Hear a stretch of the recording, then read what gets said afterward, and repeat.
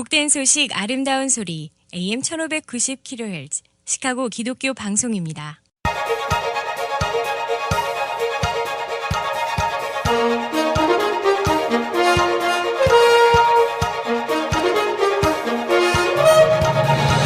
김정일 해설위원의 시사 해설. 세상을 넓게 봅니다. 삶의 지평이 넓어집니다.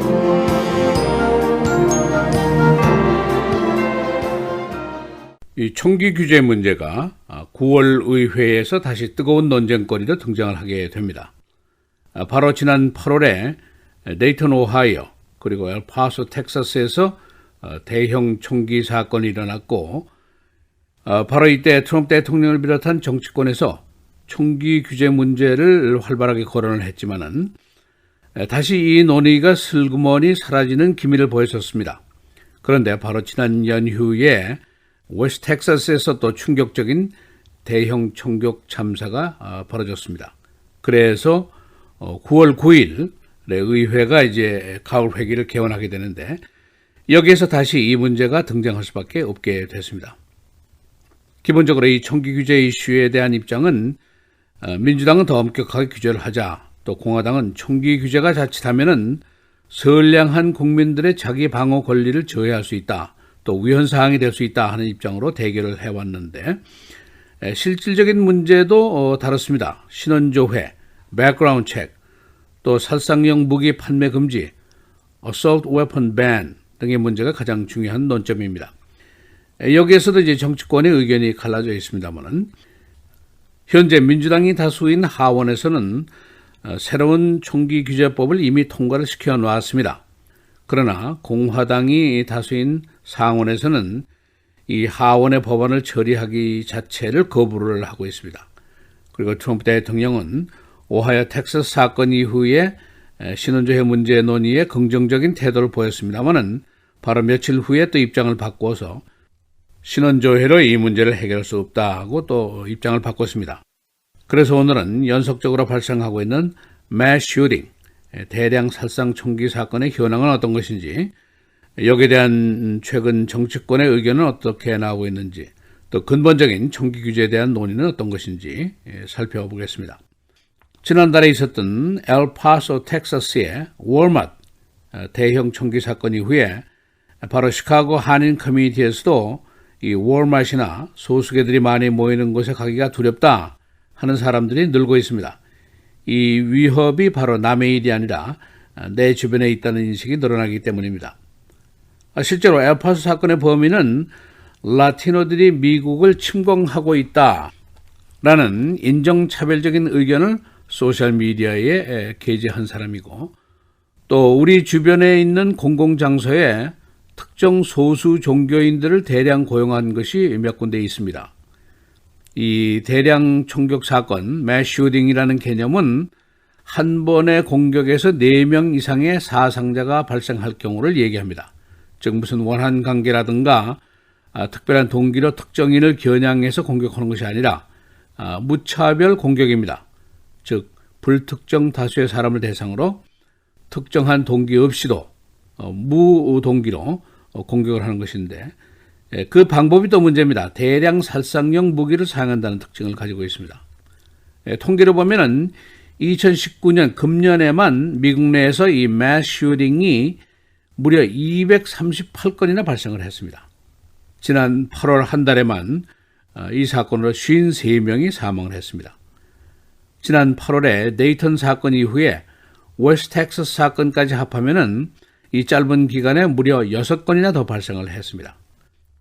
지난 토요일에 있었던 웨스트 텍사스 사건으로 7명이 사망하고 22명이 부상을 입었는데, 지금까지 조사에 따르면 범인이 회사에서 해고를 당한 이후에 교통 검문을 하는 경찰을 쏴 죽이고, 이어서 약 2시간 동안 10마일 정도를 오고 가면서 무차별 공격을 가했습니다. 그래서 행인도 죽고 서 있던 사람도 죽었습니다.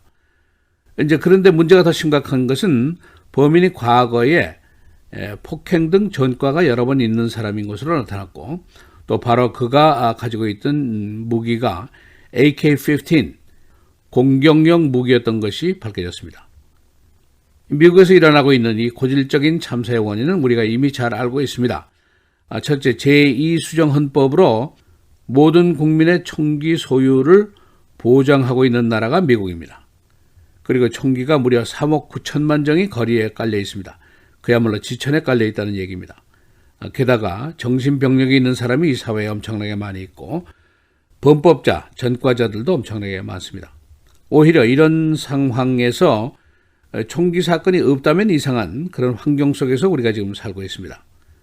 게다가 이런 상황에서 빚어진 대형 총격 참사의 장소를 보면은 꽤 심란할 수밖에 없습니다. 종교단체 그리고 소수의 대상이 많은 것으로 나타나고 있습니다. 유태인 사원이라든가 감리교회, 장로교회, 교회당, 특히 흑인교회 교회당들이 무수히 많이 범행 장소로 등장을 했고 최근 사건은 월마트 등 소수계들이 많이 모이는 곳에서 일어났습니다. 우리 한인사회가 피해자가 됐던 백인 우월주의자의 한인 살해 사건도 바로 감리교회 앞에서 벌어졌었습니다. 이런 참사를 막을 방법이 쉽지가 않습니다. 게다가 정치권은 총기 규제 자체에 대한 찬반으로 나뉘어져서 오랜 논쟁만을 계속하고 있습니다. 최근에 나온 중간선의 해결책이라는 것이 Red Flag Law, Death Penalty 이런 건데 Red Flag Law라는 것은 경찰이나 판사가 특정인의 총기 휴대가 위험하다라고 판단을 했을 때 이 총기의 압수를 쉽게 또 적법하게 하는 것을 얘기합니다. 그리고 신원조회 신청서에 거짓말을 기입하면은 중형을 부과한다. 그런 법 등입니다. 물론 이 법이 이런 참사를 막을 수 있을지는 확실치가 않습니다. 지금 하원에서는 신원조회 강화, 공격용 무기 판매 금지 조치, 고성능 탄창 판매 금지 이런 것을 내용으로 한 새로운 총기 규제법이 통과가 돼 있는 상태입니다. 그러나 상원에서는 미치 매커널 공화당 상원 총무 등이 이 하원 법안의 상원 처리 자체를 거부를 하고 있습니다. 또 트럼프 대통령도 어제 웨스트 텍사스 사건 이후에 대량 살상 참사를 막기 위한 조치를 구상하고 있다라고 말을 했습니다만은 그러나 신원조회 문제가 이것을 막기는 어려울 것이다 라는 의견을 내놓았습니다. 총기 규제를 반대하는 측의 주장은 이런 내용들입니다. 우선 총기 보유라는 것은 국민의 헌법상의 권리다. 또 신원조회라는 것이 암거래로 주로 유통이 되는 총기 거래를 막지 못할 것이다. 또 공격용 무기를 판매 금지한다는 것은 선량한 시민들의 자기 방어 수단을 침해하는 것이다. 그런 이유를 대고 있습니다. 최근에 슬쩍 사라지려고 했던 의회의 총기 규제 논의는 지난 주말 웨스트 텍사스 사건으로 사라지지 못하게 됐습니다. 그래서 9월 9일에 개원되는 의회에서 이제 논의가 되게 되는데 얼마나 진전이 있을지는 아직 아무도 알 수가 없습니다.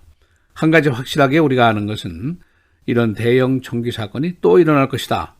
그리고 또 수많은 사람들이 죽어갈 것이다. 이것입니다. 시사해설 김정일입니다.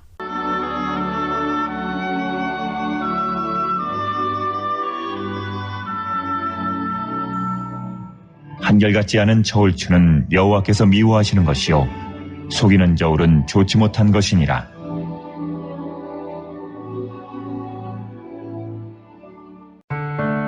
미디어를 통한 세계 선교를 꿈꾸는 KCBS. 이제는 라디오가 없어도 KCBS 시카고 기독교 방송을 실시간으로 청취할 수 있습니다. KCBS 시카고 기독교 방송에서는 쉽고 간편한 라디오 청취 서비스를 제공합니다.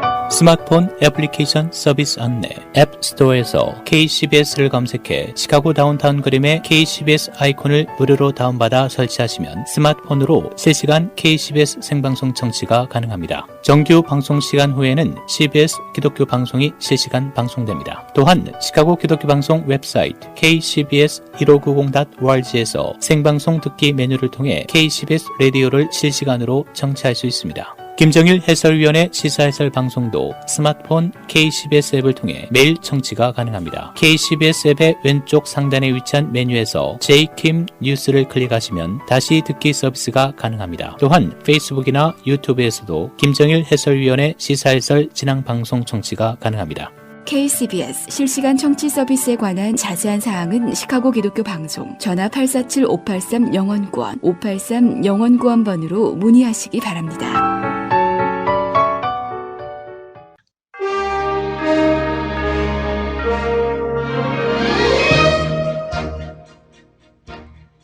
9월 3일 화요일 KCBS 헤드라인 오늘의 주요 뉴스입니다. 5등급 허리케인 도리안이 강타한 바하마에서 어제까지 최소 5명이 사망하고 건물 파괴 등 막대한 피해가 발생했습니다. 바하마 총리는 기자회견에서 바하마 북부의 일부 지역들이 전례 없는 피해가 발생했다며 많은 가옥과 상점들, 기타 건물들이 완전히 또는 부분적으로 파괴됐다고 말했습니다.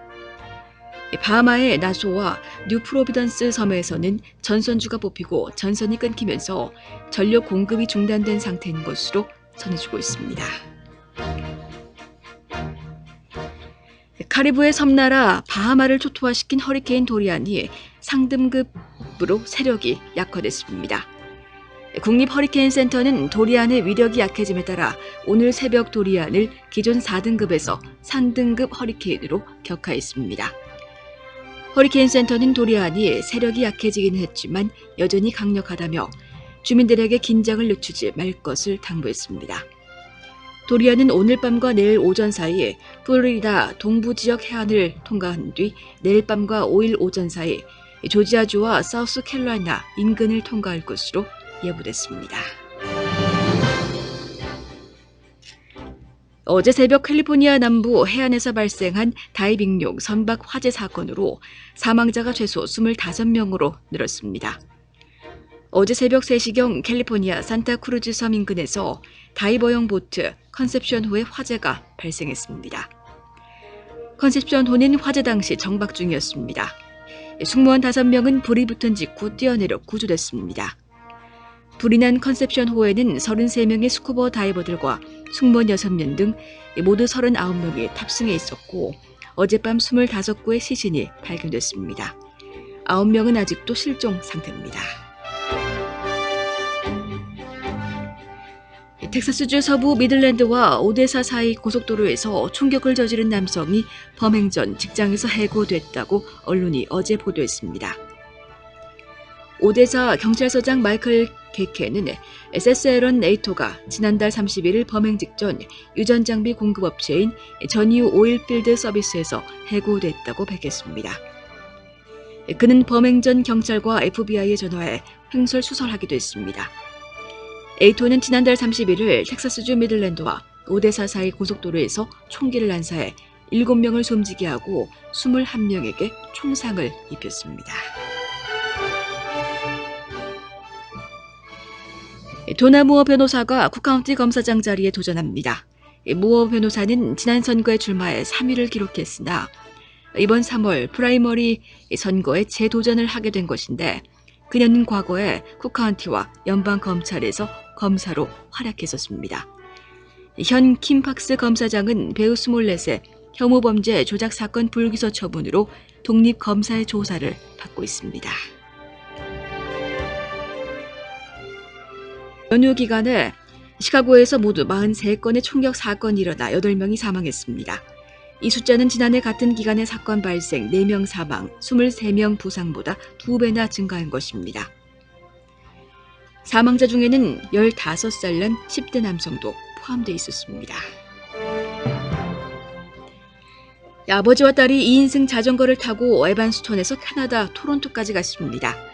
18살 카리는 금년에 토론토 대학에 입학했는데 평소에 자전거를 애호하던 두 사람이 개학 전날인 지난 토요일 자전거로 학교에 도착한 것입니다. 이들은 하루에 124마일씩 2인승 자전거로 달렸습니다. 날씨입니다. 오늘은 흐리고 오전에 천둥 번개를 동반한 비가 내리는 지역이 있겠습니다. 오늘 최고 86도, 최저 59도. 내일은 대체로 맑은 날씨 보이겠고 일부 구름 많은 지역이 있겠습니다. 기온은 크게 내려가겠습니다. 최고 70도, 최저 54도. 목요일에는 맑고 쾌청한 날씨 보이겠습니다. 최고 73도, 최저 61도. 금요일 대체로 맑겠고 가끔 구름 많은 곳 있겠습니다. 최고 78도, 최저 58도입니다.